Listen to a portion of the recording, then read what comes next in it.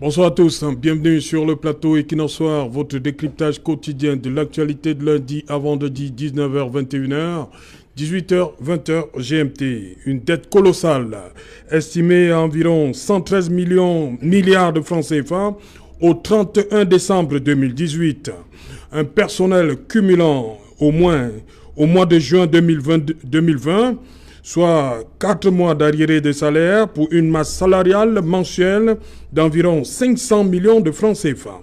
Camerco ne dispose actuellement d'aucun aéronef en état d'opérer. Un seul aéronef, un MA-60, susceptible de voler à brève échéance et en attente de pièces de rechange. Les deux Boeing 737-700 NG nécessitent d'importants travaux de maintenance, de même que le Boeing 767 Leja.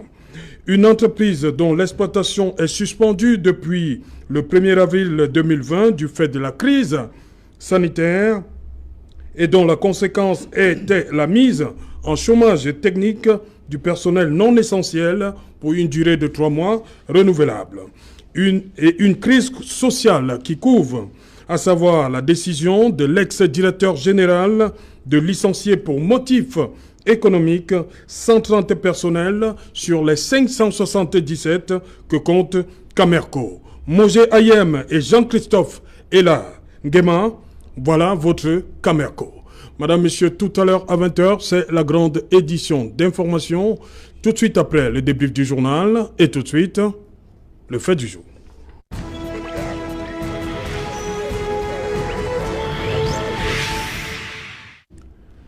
Camerco et changement du top management, est-ce la solution? Pour en parler, nous avons invité en plateau Ambé Valentin. Ambé Valentin, welcome on board. Good evening, Serge. Good evening, viewers of Equinox, especially Equinox Soir. It's a privilege to be here this evening to deliberate this very pertinent issue concerning Camerco that has been a bone to the throat of every Cameroonian. I think by the help of God, we're going to be dissecting very important information that will help the government push this corporate organization forward. Okay. Patrice Lenan, welcome on board. Thank you very much, Serge. I want to greet special greetings to Cameroonians, especially to my people who are watching from the Northwest and Southwest and all the fans of Equinox Soir program. And I think it is important, let's discuss this issue of public corporations and parastatals in Cameroon that the government is not effectively managing, is really affecting the lives of Cameroonians at this crucial moment that the general rate of inflation is increasing and the standard of living of Cameroonians is falling in the midst of trade increasing in the world at large. Thank you very much for inviting me, Sir Serge. I'm happy to be a participant of your program. Okay, thank you. Dylan Quinn, welcome on board also. Thank you, Serge. Happy New Year to all your viewers. It's a pleasure once more again for me to be part of your panel, actually to debate about our problems, our internal problems. You mentioned about the Camerco, the situation, the present situation. So I'm happy to join the panelists to talk about. Ok. Je rappelle que Ambé Valentin est un analyste politique. Fabrice Léna du PAP, People Action Party, that's right? Popular Action Party. Popular Action Party. Yeah. Ok. Thank you. Et Dylan Cohen du MRC. C'est bien cela? C'est bien ça. Voilà, on va terminer le tour de table avec Moïse Xavier Mvondo. Bonsoir, bienvenue, merveilleux. Good evening, Serge, and thank you for inviting me. I think we are going to spend very delightful moments here discussing about the tonight issue. I would also like to greet all your televiewers all around the world, to greet the technician that permits you to make this program come true every day. Okay. Voilà, on va terminer le tour en prenant la route de la Pennsylvanie où nous attend René Itamuna Bondima. Bonsoir René. Good evening to all the panelists. Je suis une fois de plus flatté de vous rejoindre ce soir. J'envoie mes amitiés et salutations à nos amis et familles qui sont au Cameroun, particulièrement à la communauté des anciens du collège d'enseignement secondaire de Mbala2 à Yaoundé et du lycée de Nkoleton à Yaoundé. Bonne année à tous ceux qui sont au Cameroun et à ceux qui sont dans la douleur encore ou la souffrance en ce début d'année. Nous souhaitons bon courage et bien de choses pour 2021. Voilà, on va donc commencer, on va planter le décor. Hier, un autre conseil d'administration et de nouveaux noms. Je commence par vous, Moïse Xavier Mvondo, Jean-Christophe Elanguema comme directeur général et Alexandre Fauchivé comme directeur général adjoint. Qui sont ces deux hommes? Merci Serge Alain. Alors, qui sont ces deux hommes? C'est les hommes qu'il fallait, à la place qu'il fallait. Les hommes qu'il fallait? À la place qu'il fallait à donc ce moment-là. C'est sûr que Cameco va décoller. Voilà, je vais commencer, sans vous couper la parole, à féliciter le chef de l'État qui vient d'éliminer un des trois problèmes. Les trois problèmes qui ont plombé Cameco jusqu'à ce jour. À savoir mettre à la tête de Cameco les hommes qu'il faut.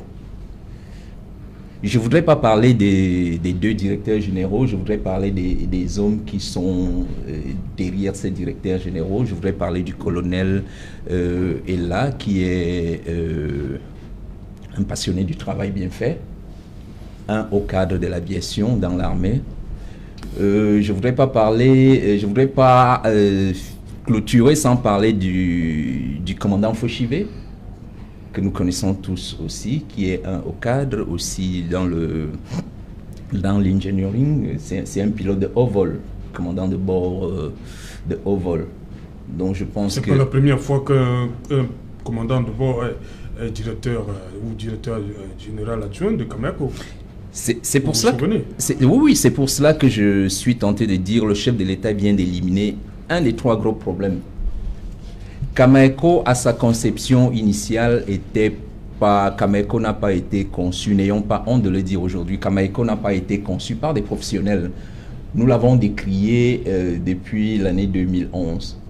Les gens qui avaient présidé aux destinées de Cameco pour son envol le 28 mars 2011, je pense qu'ils ont sous-estimé un peu l'envie des Camerounais d'avoir une compagnie compétitive, une compagnie pérenne. Donc ils ont conçu quelque chose qui ressemblait beaucoup plus à un aéroclub avec ces avions que vous voyez aujourd'hui. Si vous prenez le cas du JA, on leur a demandé, nous faisons partie des gens qui avaient suggéré que le JA soit reconverti en avion cargo. Est-ce que le JA est encore à Addis Abeba? Il y est toujours. Okay. Il y est toujours. Et qu'est-ce qu'il fait là-bas? Et je pense qu'avec l'arrivée de ce nouveau... qu'est-ce qu'il fait à Addis Abeba, management, le JA est en là-bas révision qu'il doit technique. être? Il est en révision technique. Depuis combien d'années? Il est en révision technique. Et je pense qu'avec ce nouveau top, on va en reparler, hein, avec ce nouveau top management qui est arrivé, tous ces problèmes, je peux dire, à partir de maintenant... Vous êtes optimiste, Moïse Xavier? Plus qu'optimiste. Ok. Voilà, Fabrice Lena. Le problème, à suivre Moïse Xavier, le problème, c'est les hommes. Il dit que, enfin, on a des hommes qu'il faut à la place qu'il faut. Le commandant de bord Alexandre Fauchivé, un ancien de la maison, commandant de bord, donc il connaît bien la maison Cameco, et le colonel Jean-Christophe Elanguema. Yeah, when I listen to my brother speak, just now I feel that we've not still learned the lessons of why the country's economy is shrinking, why public corporations like the Cameco is unable to live to the standard that Cameroonians are expecting. Changing the top management, the director generals of Cameco, will not yield any fruit. It is not going to make the system, the economic model that the party in place has designed for its economic policies to change. Because individuals will be changed, but what about the model? What about the mechanism? What about the management? Is it also going to change? Are these people elected by the company? How autonomous is this company? Because when he started by saying he thanked the head of state, I just understood. That is the problem with Cameroon, the appointment system. The appointment system destroys even economic infrastructures, even public corporations, for the simple reason that when people are appointed at the level of economic infrastructures or corporations, they tend to do what a political party's economic policy defines instead of producing the necessary goods and services that is required by the population. So I will say that the change of the top management search is not going to yield any effect. From the conception of Cameco since 2006 to its put in place in 2011, right up to when Cameco sent its first flight on air, Cameco has never go in what we call complete business cycle of a rising stage, optimum stage of yielding profits. Cameco is only taking money, and the money is yielding what we call deadweight debt. That means money is allocated for Cameco, billions, but no account is being made, no public auditing is being made of how this money is being injected into this corporation, and we are only getting that we have ramshackle planes that cannot even meet up to international standards. We have planes that are having technical faults and complaints and stay in foreign country for years. It is telling us that the problem is not changing personnel at the top management, but the problem is the economic policies of the party in power managing this corporation as a parastatal. Is it a problem of CPDM? Of course. You are seeing CPDM? Economic policy have failed, including it, because what I want to say here is this. Before Cameco, the concept of Cameco wanted to come in 2006, we have Cameroon Airlines. Yes. The unsuccessful privatization of Cameroon Airlines led to the creation of Cameco.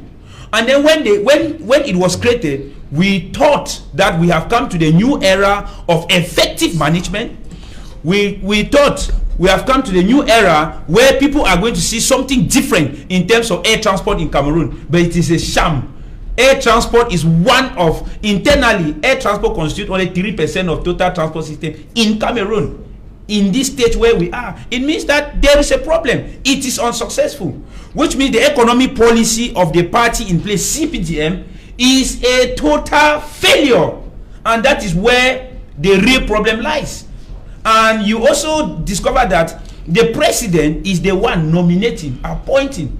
When you appoint these people, are you expecting these people to deliver goods and services, excellent service to Cameroonians, or to deliver goods and services to favor the CPDM party or the president of the CPDM party with the head of state? That's where the question lies, and that is where the problem all began. So the change of personality, my dear brother, is not going to, I don't think I am as optimistic as you are, unless you will prove me wrong after some months. We are observing to see what it will yield so far. Ok. Amblé Valentine, pour vous, c'est un problème d'homme, c'est le 8e directeur général contre le 6e PCA à la tête de Cameco. Yes, Serge, for the fact that most of our viewers are francophones, I'm going to be giving a proverb in English but translated in French. No, there's no problem. All my viewers are both bilingual. No problem. Okay, they say in English that another definition for insanity is doing the same thing over and over and expecting a better result. Doing one and the same thing over and over, expecting a better result. I think the approach to the Cameco challenge in Cameroon is because we are appointing civil servants in the place of entrepreneurs. It's a corporate organization. It does not need a civil servant. It's a commandant Aqua. In the civil service, in the aviation, we don't need people who are aviation engineers or pilots to run an aviation organization. The role of an aviation engineer is to make sure that the protocols of aviation are being respected. It needs an entrepreneur. If Michel Fosso, who is an entrepreneur trained, managed Cameco, you could see the practical difference. All the other appointees in that particular organization have been civil servants. A civil servant is a civil administrator. He is called to govern a community and to set up laws and statutes in the society, not to manage the profit, balance, and income of an organization. Cameco is a business, and until we approach it from a business angle, we'll never see any change. So I think that they should get down to the crowd and see somebody who has been able to take a business from 1,000 to 100,000, from 1 million to 10 million, and then put him to manage the affairs of Cameco, because it is purely business. Secondly, what kills Cameco is tribalism and nepotism.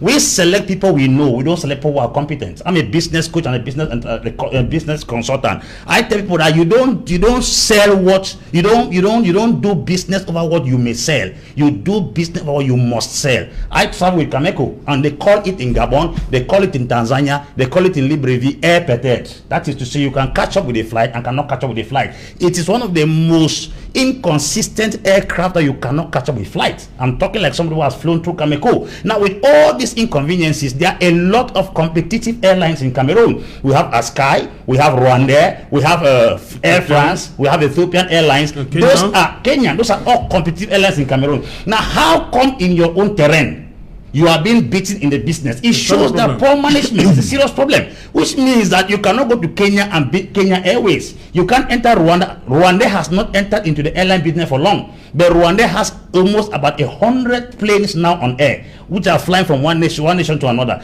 Cameroon Airline is Cameco is older than Rwanda. But Rwanda has taken the market because if you go there, there's a level of customer service, there's a level of aptness and promptness with time. I think all these things are not properly examined because they take civil administrators to put them in the place where entrepreneurs are supposed to be managing. Now, if we begin to appoint people who come from our lineage, here the name there is Ebam, Alexis disease. It means that it is more of tribalism than looking what is competent. And in business, you must look for people who are competent, especially a competitive kind of business like airline. So when we keep changing the heads, which are not taking us ahead, it's a serious problem. We should not have head of organizations. We should have a head of organization. That is to say, somebody that can drive a business from zero to hero, that can take something from nothing to something. You travel to other countries, you can hardly see Kenya Airlines very strong in Rwanda, but it is very convincing that in Cameroon, people will prefer to fly to Askai than to fly with Cameco. That shows that what is eating the bean seed is inside the bean seed. How can I be in my house? You can win me everywhere, but not in my stadium. So it shows that Cameroon government has to get back to the drawing board and know who has to be fit where in the Cameco business. If not so, we keep on appointing people who are civil administrators, family connections, people whom we know, not people who are competent.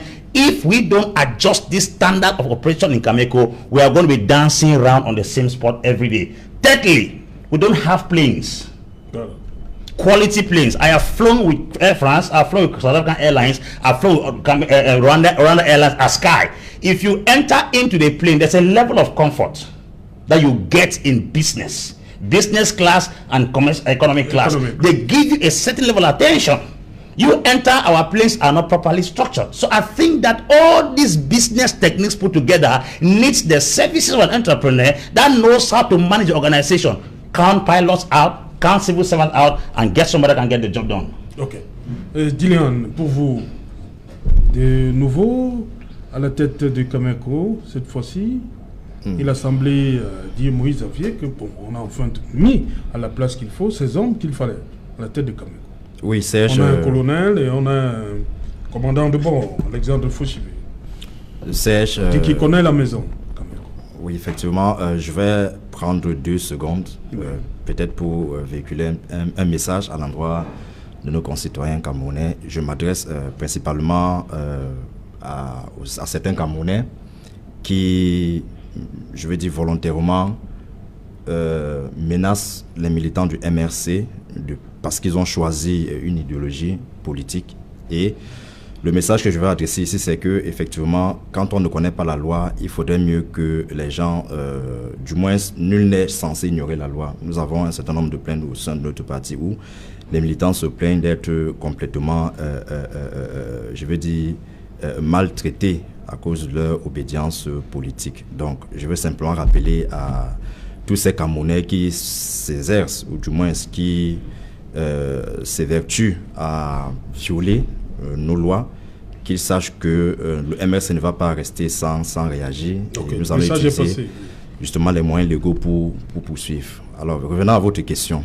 Vous savez, la Cameco, hier, Cameroun Airlines, née en 1961 sous la République fédérale du Cameroun.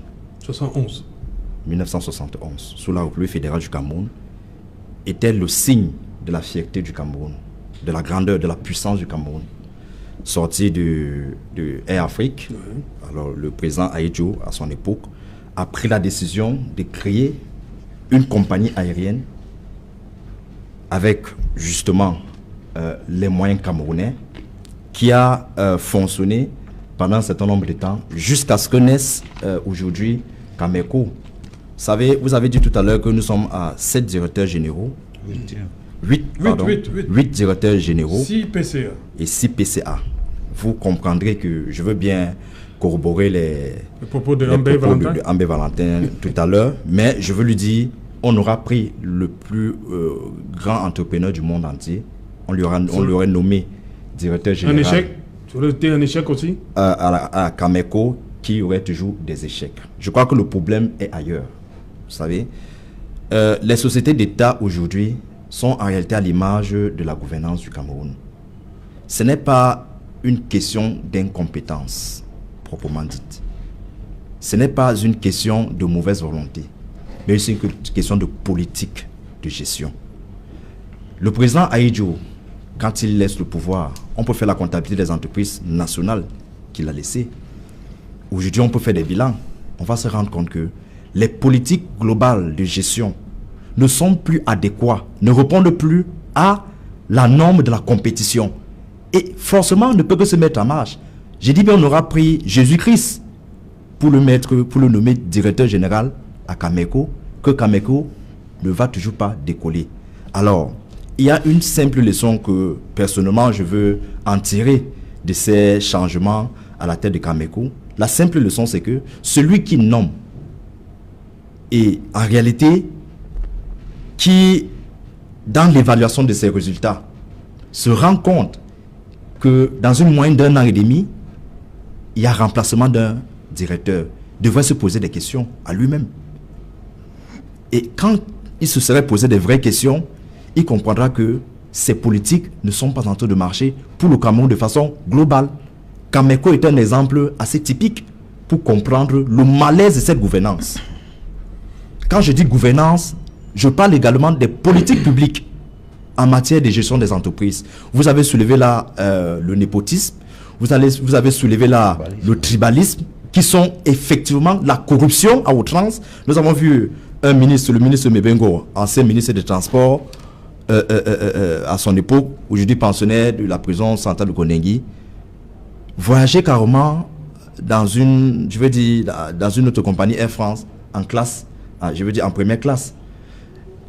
Business. On a vu à l'époque de Fosse Victor, de Yves-Michel Fotso, c'est-à-dire que à la veille de sa chute, faire des révélations assez effrayantes où les ministres pouvaient voyager carrément sans payer les factures, où les déplacements du chef de l'État étaient justement faits, de façon libertine. Et vous croyez qu'avec cette façon-là, où le politique a complètement plombé tous les aspects de la vie de la nation, qu'est-ce qui peut marcher? Je pense qu'il est justement intelligent pour les Camerounais de comprendre que si on continue à rester comme des observateurs, Cameco est un cas. Cameco se suscite, c'est pas aujourd'hui. Depuis le lendemain de sa création en 2011, tout de suite, les spécialistes nous ont fait comprendre qu'effectivement, Cameco ne pouvait pas décoller. Et aujourd'hui, nous sommes à l'évidence que Cameco est monnaie. Je crois que les preuves sont assez parlantes. Vous avez demandé où se trouve l'Odja en Afrique du Sud aujourd'hui. Non, en Afrique de l'Est. On se pose la question, en Éthiopie, pardon. On se pose la question, quand est-ce que donc on aura cette fierté? Quand est-ce que au moins on aura une aviation assez digne, répondant aux normes standards, répondant à la concurrence et effectivement augurer justement, je veux dire, des bons auspices. C'est une entreprise forcément économique qui doit générer des bénéfices. Aujourd'hui, on est en train de politiser. On quitte le directeur général à un autre directeur général et on semble croire que le problème serait au niveau du top management. Ok. Voilà, on va prendre la direction de la Pennsylvanie où nous attend René Itamuna Bondima. René Itamuna, Camerco, de nouveau responsable hier. La question est celle-ci. Qu'est-ce qu'on peut faire? Qu'est-ce qu'ils peuvent faire Ayem Auger, Jean-Christophe Elangema, Alexandre Fauchivé pour faire décoller définitivement Camerco? Bonsoir Serge Alain Autou et bonsoir aux copanélistes. Cette équipe-là est dans une situation difficile. Hein. On ne peut pas arriver aux affaires et avoir le climat qui vient d'être décrit par tes invités et espérer réussir. Les premières personnes qui devraient accompagner une entreprise comme celle-là dans sa réussite, c'est celles qui vivent dans son marché, celles qui consomment ses produits, celles qui achètent donc les billets d'avion. À cette équipe-là, je l'ai dit sur un plateau différent l'autre jour, on souhaite déjà bon vent, beaucoup de courage. Le plaidoyer était assez fort, assez passionné, que nous avons entendu de mes copanélistes ici. Ils décrivent Camerco comme une compagnie mort-née. Et cette nouvelle équipe peut-être déjà, ils la jettent déjà à la poubelle. Non, il faut être un peu optimiste. Les décisions qui ont été prises ont peut-être été basées sur des éléments dont je ne dispose pas ici. Peut-être que les échecs précédents ont conduit au choix que nous voyons aujourd'hui. Il faut quand même former le vœu que l'équipe qui est là puisse réussir. Mais cette équipe ne peut pas réussir dans un marché qui est le nôtre sans que les stakeholders, comme on dit en anglais, les personnes intéressées, dont les entreprises locales, les administrations, les gouvernements, accompagnent cette entreprise-là. On peut l'accompagner évidemment avec un nouveau management team, comme ça se voit depuis quelques jours, et puis il faut l'accompagner aussi avec les moyens qu'il faut.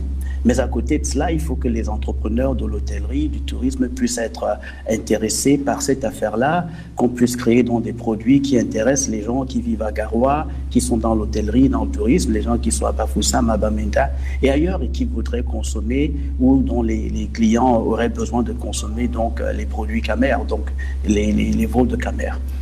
Un panéliste plutôt a cité Rwanda Air en disant que Rwanda Air, qui est toute nouvelle et super bien, c'est vrai. Rwanda Air n'a pas 100 avions, elle en a 12. Et à côté du Cameroun, il y a plein de pays qui ont des difficultés à faire démarrer leur compagnie aérienne. On peut citer l'Afrique du Sud, qui a des difficultés. Les avions n'ont pas volé de mars à octobre. Et récemment, Ethiopian Airways, avec le gouvernement sud-africain, ont lancé un plan de sauvetage de South African Airways. On peut citer Kenyan Air, qui a des problèmes, ça ne marche pas. Il y a eu une nouvelle direction, ils font des efforts pour relancer cette compagnie-là. Donc c'est vrai, il y a eu des problèmes chez Camerco. On espère que cette équipe va venir corriger les manquements passés. C'est une équipe qui a l'entière confiance, il semble, de l'État, puisque Moger Ayem, le président du conseil d'administration de Camerco, a été quand même le conseil économique du président de la République.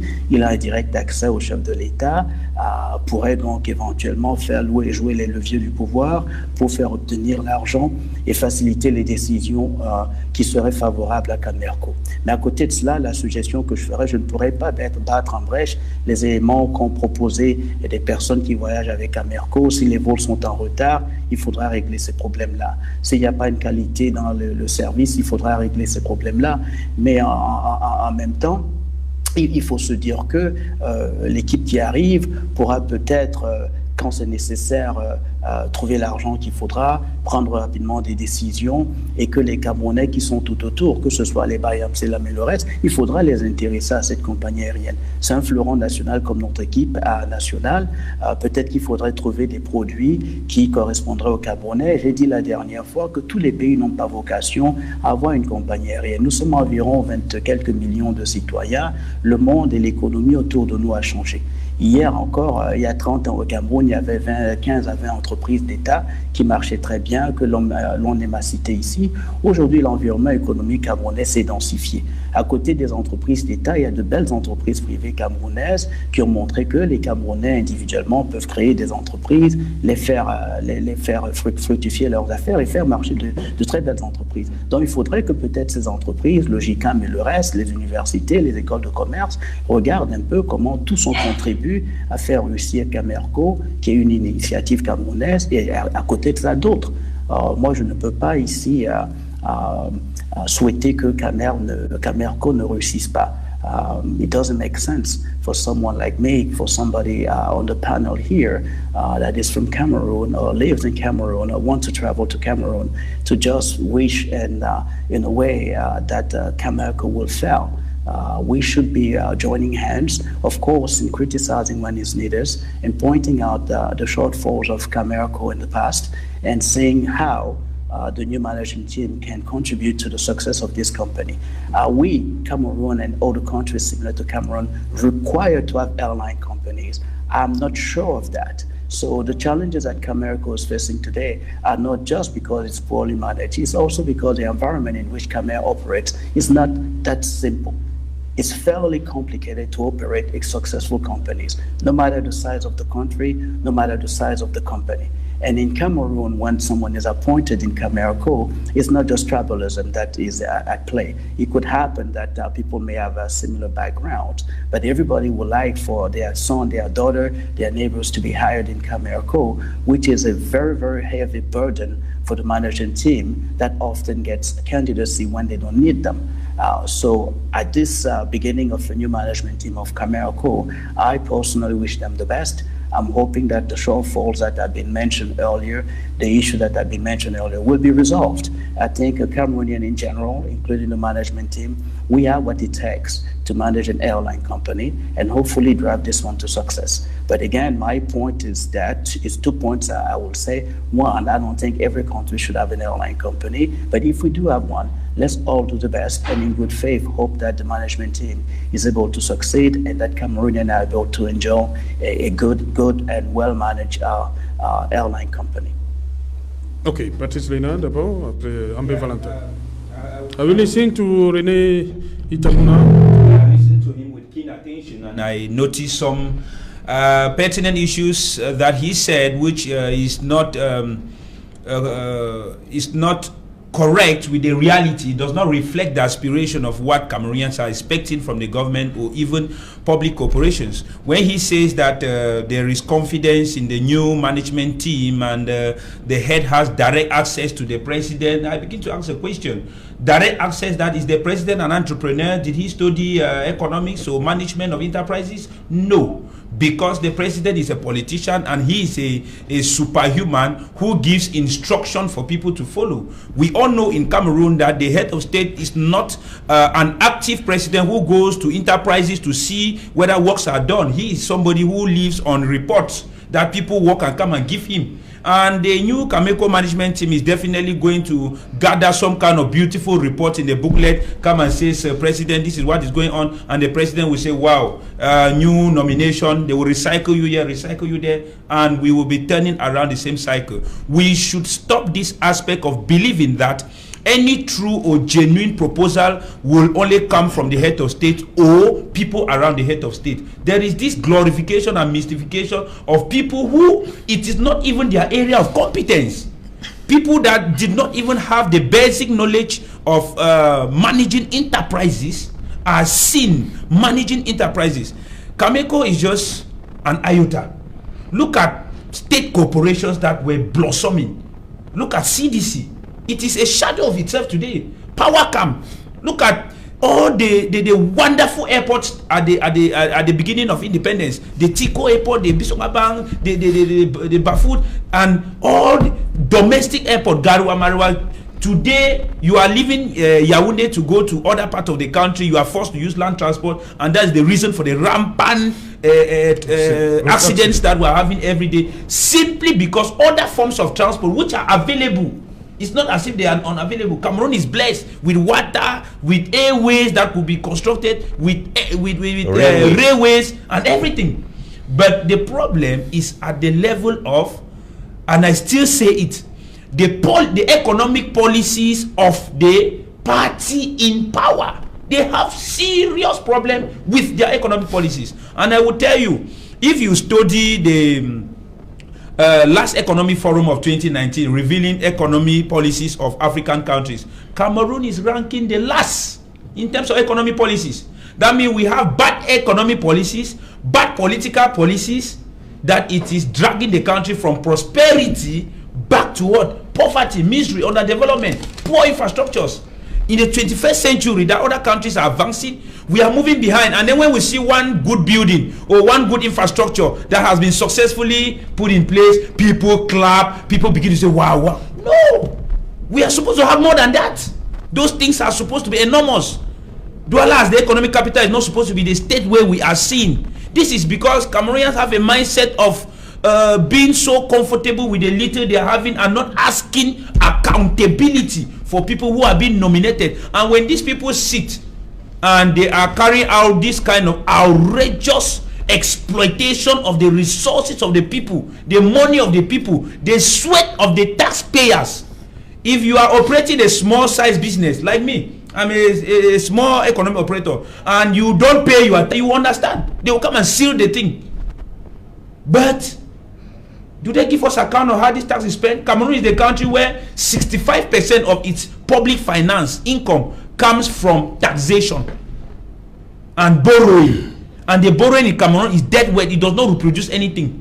Infrastructures that are not being realized, no auditing is carrying out. So I think that at this point in time, Cameroonians need to act more force together to rally behind holding responsible anybody at the head of public corporations, at the head of parastatals, at the head of organizations, so that we can change the laws for people to be elected instead of being nominated. Because once this nomination system is there, nothing can change. Voilà, Moïse-Xavier Vondon. Oui, Serge. Après tout ce que le Camerco vit depuis le lancement, le 28 mars 2011, alors, on a injecté beaucoup d'argent, mais aujourd'hui on parle d'ouverture.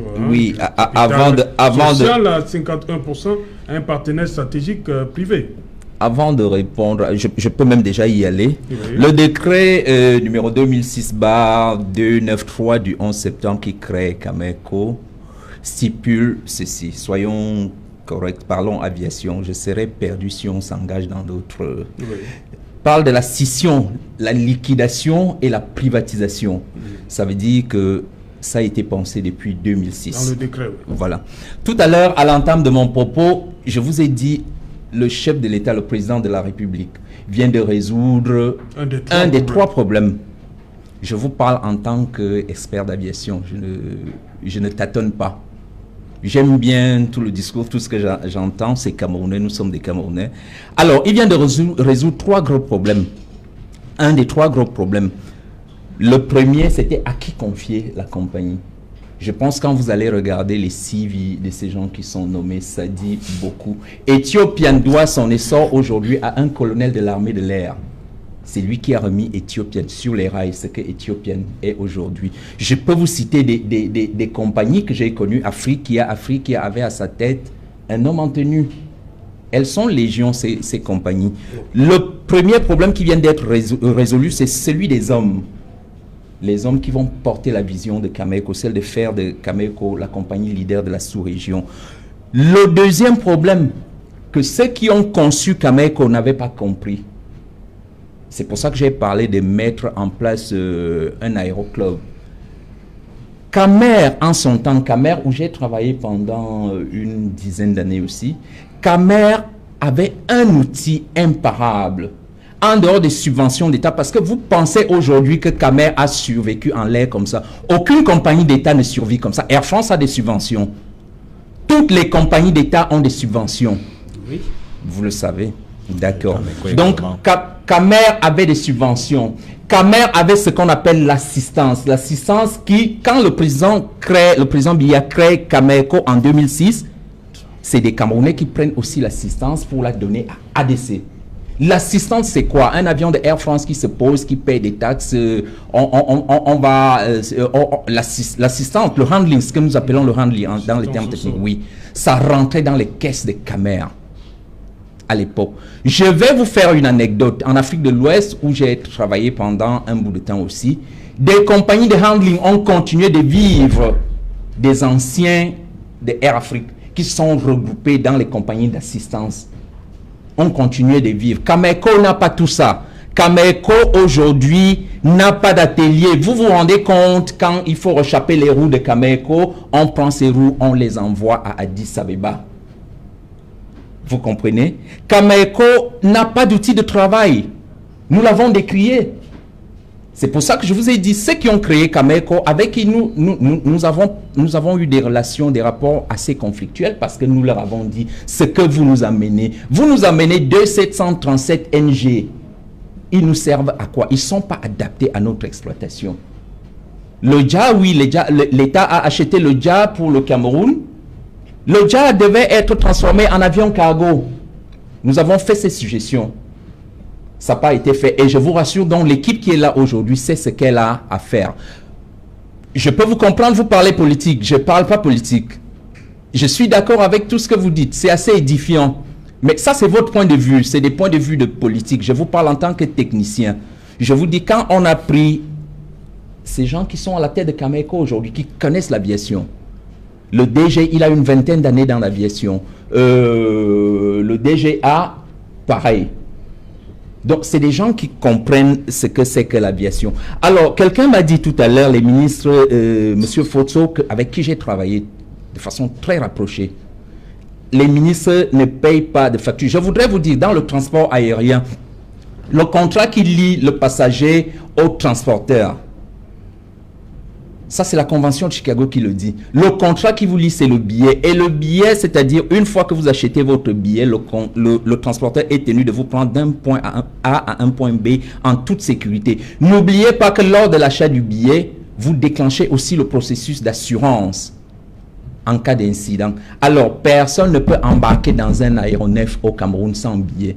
Je vous le dis. Nous-mêmes qui sommes des personnels d'aviation, pour prendre un vol à nos tarifs, vous devez avoir un billet. Parce que si vous n'avez pas de billet, en cas de... aucun commandant de bord ne peut vous embarquer sans billet d'avion. Ça, quand je l'ai dit, je reviens sur vos déclarations de tout à l'heure.